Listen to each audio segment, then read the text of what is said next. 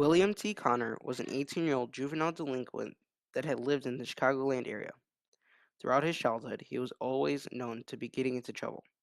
This caused his mother to forcefully order him to move down to Florida, but that had not stopped William from being himself.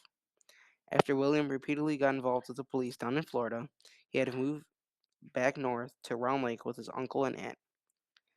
Living in the Round Lake area, he had gone to Grays Lake Community High School and was known for fighting. After dropping out of high school, he soon left home and began living in McDonald Wood Forest Preserve, where he had constructed a shelter for himself and had been living there for quite some time. The 18-year-old soon decided that he was going to look for a way out of Illinois. So that is when he had approached an elderly woman named Gretchen Etchner, living in Lindenhurst. He began exchanging conversations with the lady in hopes to buy her two-door gray Oldsmobile. Etchner had repeatedly denied the offer and had felt a little iffy about the confrontation between her and William. The following week, William had gone to the house again, hoping to infiltrate the house, breaking into the back door to steal the keys of the two-door gray Oldsmobile. Once William had gotten inside the house, he had soon discovered that Etchner was not willing to give up the car keys. This started a confrontation in the kitchen in which William had grabbed a kitchen blade and began to stab Gretchen 66 times in the chest and other bodily areas. When he saw that she was still alive, he had grabbed a paint can and repeatedly began beating her with the paint can. He had beaten her so hard that the paint can had burst open, causing for paint to be all over the kitchen. William had then grabbed the elderly lady by the head and had dragged her up a flight of stairs to her bedroom, where he began to stomp the lady while she was still alive. Neighbors had heard the confrontation and began to notify the police. William soon heard the police coming. He had ran outside the front door, but when he saw that police were going to surround him, he had ran back into the house, coming out the broken down back door, where he jumped the fence and hid under a neighbor's porch. Neighbors found William hiding under the porch and had notified the police, where they had grabbed and arrested the man on scene. "This is scary," said one neighbor. "It's a very peaceful neighborhood. It gives me goosebumps." "There's every indication that she was aware her home was going to be invaded," said Chuck Fagan of the Lake County Major Crime Task Force. "His problem was his temper," said Michelle Hartman, who was 26, who also allowed Connor to live in her Round Lake Beach home for about 8 months. How did you know William T. Connor and how close were you with him?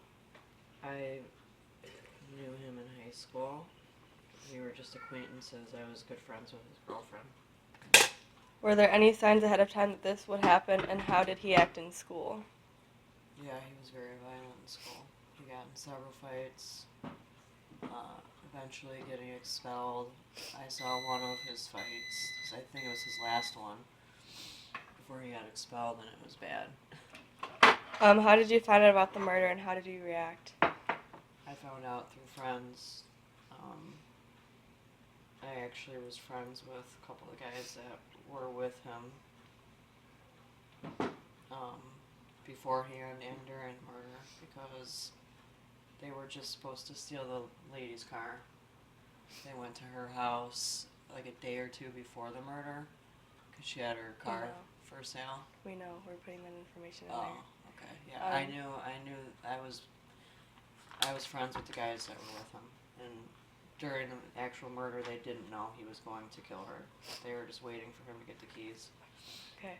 Knowing his girlfriend or other friends, do you know how they reacted about the murder? The murder happened after high school, and I was not in contact with his girlfriend anymore, and she was also not his girlfriend at that point, so I don't know.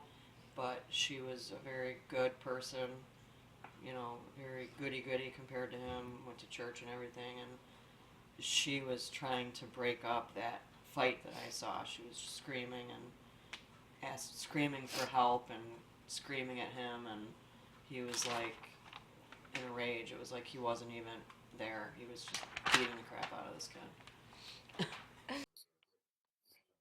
The murder was so violent that it prompted Lake County's attorney Michael Waller to push for the death penalty for the first time since 1994. In order to avoid the death penalty, Connor agreed to a plea deal where he admitted that he'd fatally beaten and stabbed Gretchen Etchner in her home.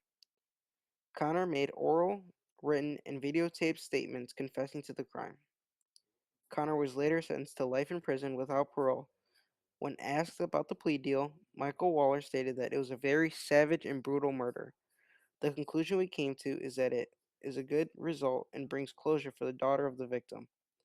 Life without parole is a hard sentence and a good one for this circumstance. Waller said Connor apologized for the crime in court after he pleaded guilty.